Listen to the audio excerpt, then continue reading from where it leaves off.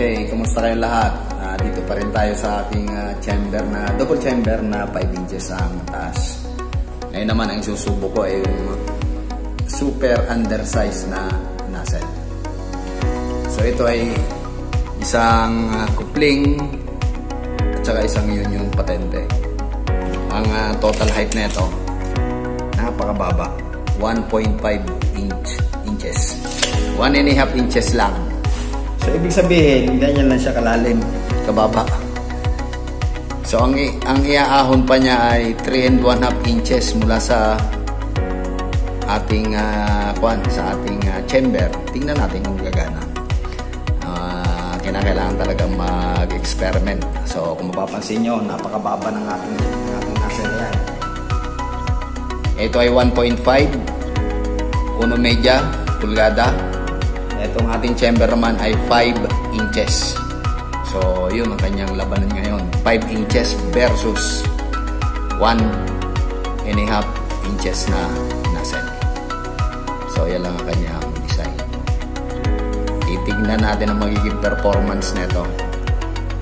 Alamin talaga natin kung anong mga nilalaman pa ng usual stove. Okay, so ikakabit ko na ito. So, ito yung ating chamber. So, yan. Wala pa naman yan. Ito ang ikakabit natin. Tingnan natin kung gagana. Sana nga gumana.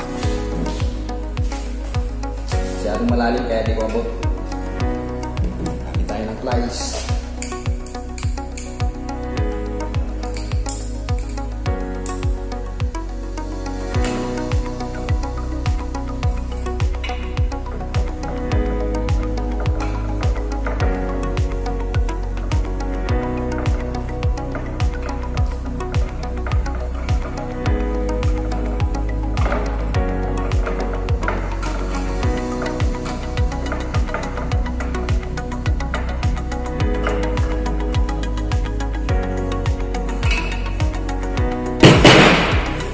So, naikabit na natin yung ating nozzle. Napakalalim. Okay, so testingin natin ang performance nito. Tignan natin kung anong mangyayari. Okay, so maglalagay muna ako ng ating end gear. Ito ulit. Ito ay crudo na may halong gasolina. Lampas kalahati lang ng ganyang takip. Bubus na.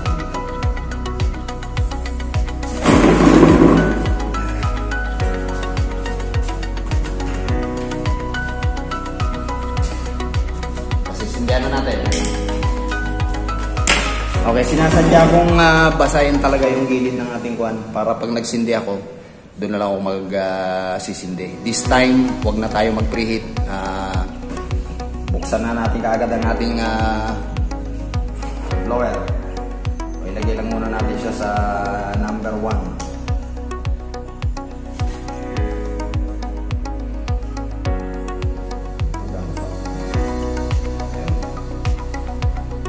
Sa number 1 yan. Ayan. Okay, so yun ang kanyang performance.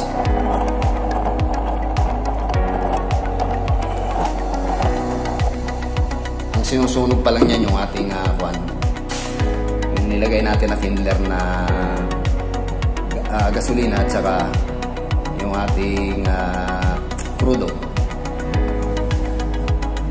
Okay, so magpapatak-patak na tayo para habang nag-iinit siya, magkakaroon siya ng laman sa loob.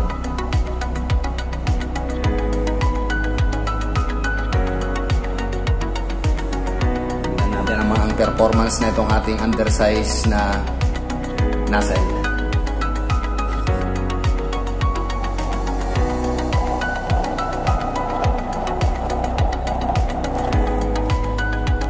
Okay, so babalik ta rin ko na itong camera para mas maganda yung pagkuha ng ating video. Okay, so ganun kabilis ang ating patak. Then tingnan natin kung anong nangyayari sa loob. Okay, so yun. Medyo talagang malalim. Hindi ko masyado makita. Okay, so yun ang performance niya sa loob. Nagbo-blue flame din. Kaya lang, ewan ko lang kung kakayanin niyang magpalabas sa ibabaw.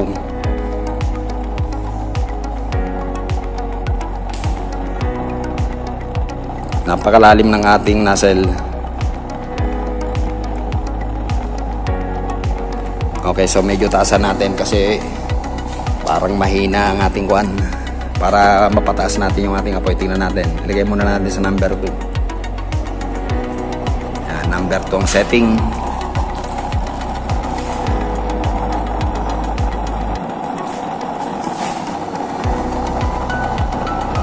Antayin natin kung titingnan natin kung makakaahon yung apoy na yan.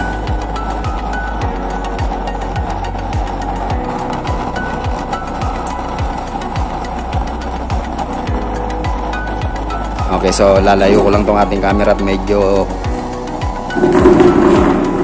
mainit na.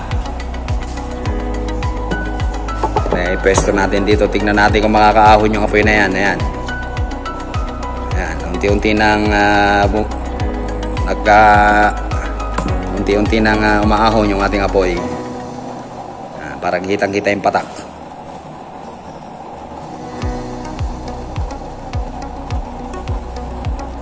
Pag nag-init ng husto yung ating use oil, siguro mag-stable din yan.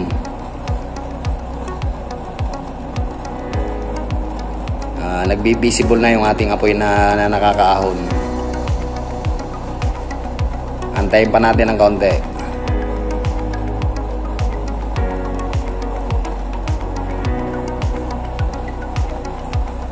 Hayaan muna natin mag-init yung ating nozzle kasi hindi pa masyadong mainit yung ating nozzle.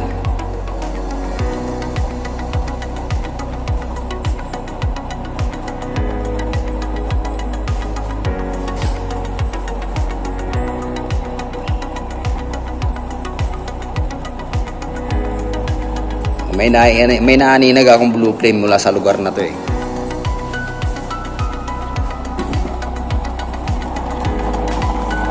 Blue flame naman yung ating halos invisible yung ating blue flame oh. Pag malayo nga lang, di nga lang masyadong makita.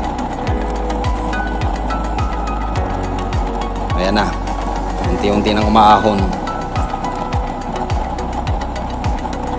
Medyo taasan natin ang ating blower kasi sobrang baba ng ating nozzle. Lagyan natin sa number 4. Number 4 lang. Ayan na. Maahon na yung ating apoy. Mataas din eh oh. Halos transparent yung ating apoy ngayon. Pero yung loob asul na asul. Okay, subukan nating salangan.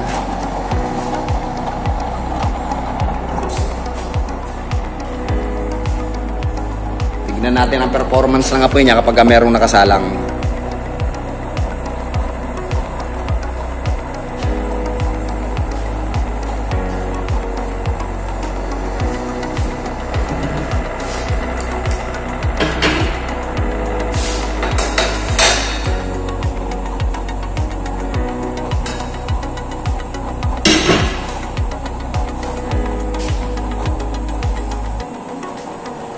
Okay, sasalang ko itong kaserola. Tingnan natin ang itsura ng apoy niya pag may nakasalang siya.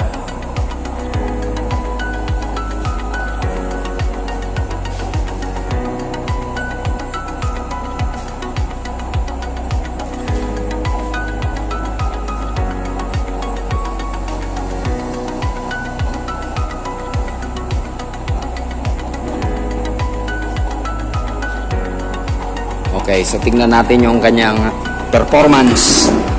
Okay din, blue flame din. Lampasan sa ating kwan, sa ating kaserola yung ating apoy, masyado nga lang kwan. Masyadong invisible. Ayan, tingnan nyo yung patak ko ha, ganyan lang ang tulin ng patak. Ayan. Ganyan lang kabilis ang ating patak.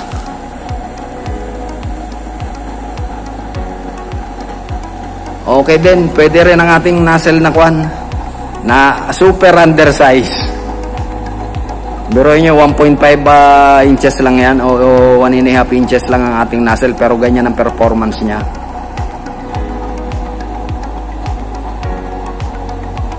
Kayang-kaya niya maski pa ang ating chamber ay 5 inches ang taas.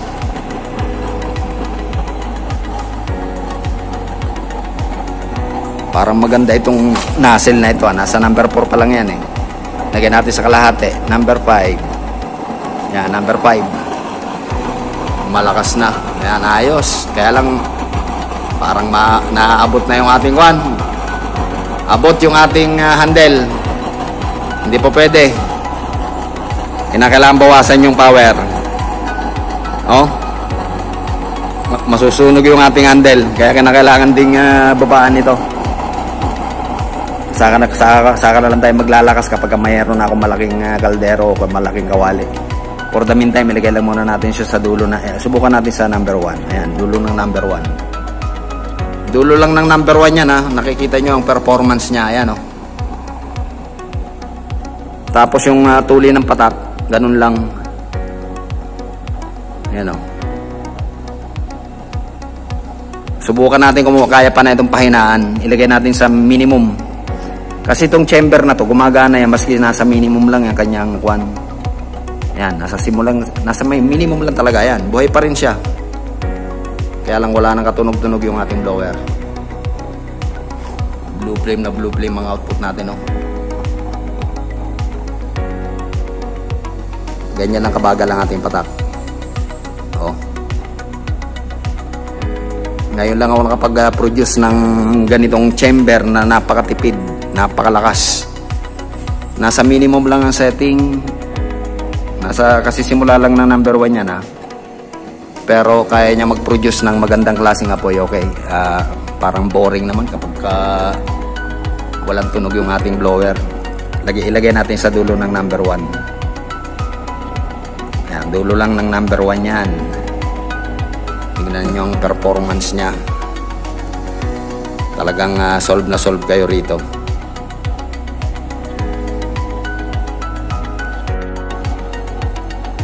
Dulo lang ng number 1, talagang solve na kayo rito sa performance na ito eh.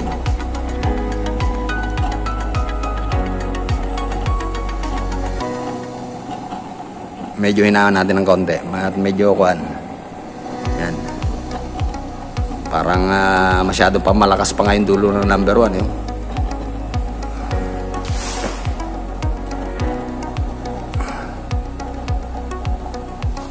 Okay, so po pwede rin pala yung ganitong mga nozzle. Kung nakita nyo kanina, ang sukat ng nozzle natin ay 1.5 inches lang. Then ang ating chamber ay super taas. Yan ay 5 inches. Pero kayang-kaya niyang bumira dyan. Napapaahon niya yung blue flame. Masyado nga lang maliwanag dito sa lugar ko, kaya ayan. Pero kung kayo nandito, makikita nyo asul na asul yan. Yan. Setting niya yun. Halos dulo lang ng number 1. Hindi ko pa sinagad sa dulo ng number 1. Sagad natin. Yan. Sagad na dulo ng number 1. Yan ang kanyang performance. Lampasan sa ating kaserola yung ating apoy.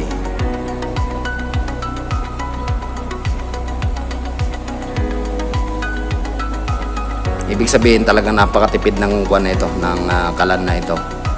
Kasi napakahina ng ating blower ng setting. Kung ilalagay pa natin yan sa 2, tingnan nyo yung 1 ha, ganyan na yung performance nya.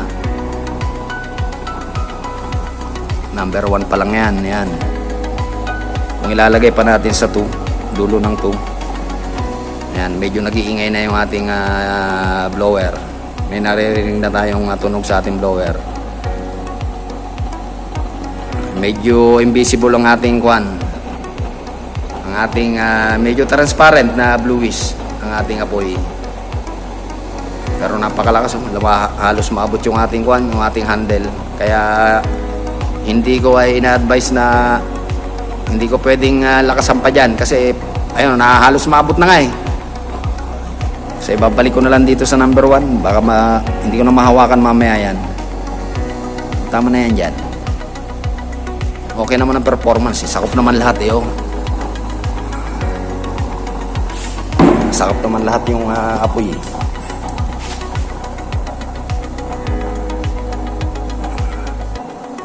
Lampasan talaga sa ating kaserola yung apoy eh, oh. Pwede rin pala yung ganito mga nozzle, maski mga undersize, maski mataas ang ating chamber, kayang-kayang bumira ng kayang-kaya mag-produce ng blue flame. Ayan, oh. Napakaganda ng kulay. Parang may vapor formation na agad. Tingnan na nga natin yung ano. Nagsisimula ng kumulo. Ilang minutes lang.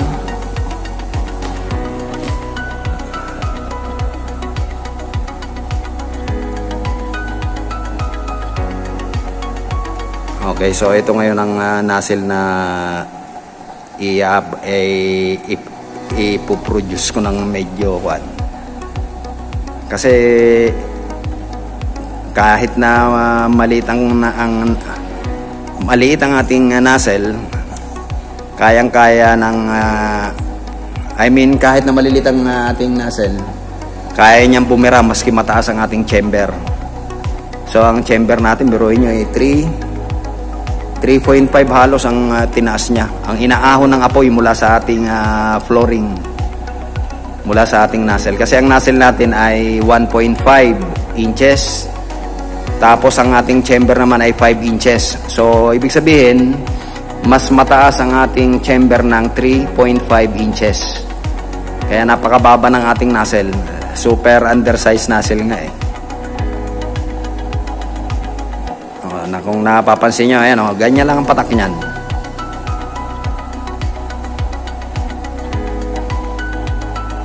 Kanina pa tayo na chichika-chika.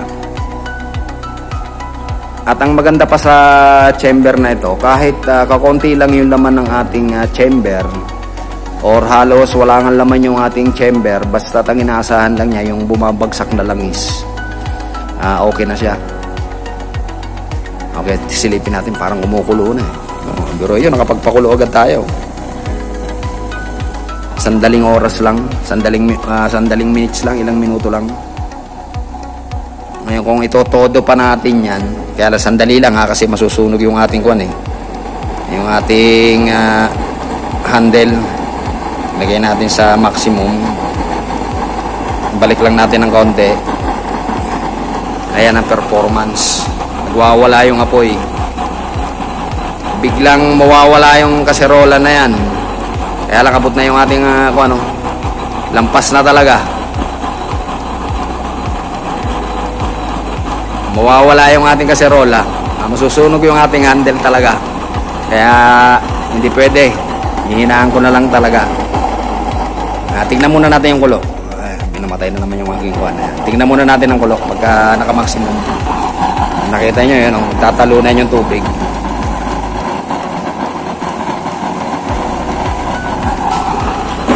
So yan ang kanyang performance. Okay, so hinaan natin. Masusunog yung aking handle eh. Mahirap na. Ilagay nga lang natin sa kuwan. Yan. Pwede na yan.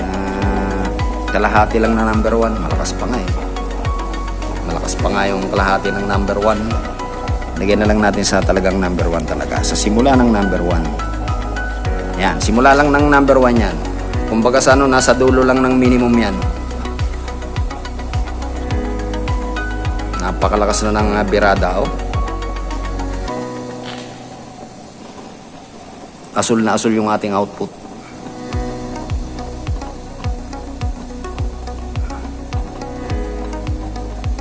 Okay, so pwede rin pala yung ganitong mga nozzle, mga undersized nozzle. Okay, so babalik ta rin ko na itong ating camera. Okay, so hanggang dito na lamang muna ulit. Nakita natin na pwede rin palang gumana yung mga undersized nozzle sa mga matataas na chamber. Okay, so ito ang kanyang performance. Okay, so yan. Kanyang performance.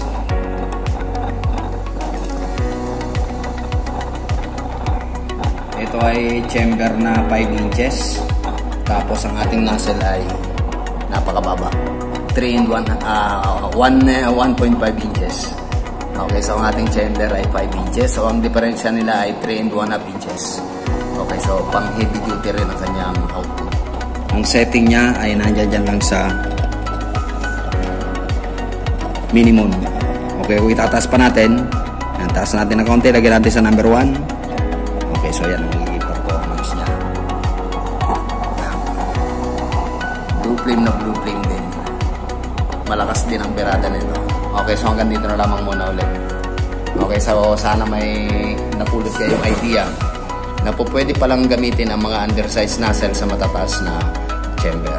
Okay, so maraming salamat sa pagsama sa akin channel at sana ay huwag kayong magsawa. Okay, so isang todo pa. Kalahati lang para naman may buhay ng konti. Tignan natin ang kapuyan. Nilagay ko sa kalahati. Kaya lang hindi ko pwedeng patagalin kasi masusunog itong ating handle. Ayan, naabot na oh.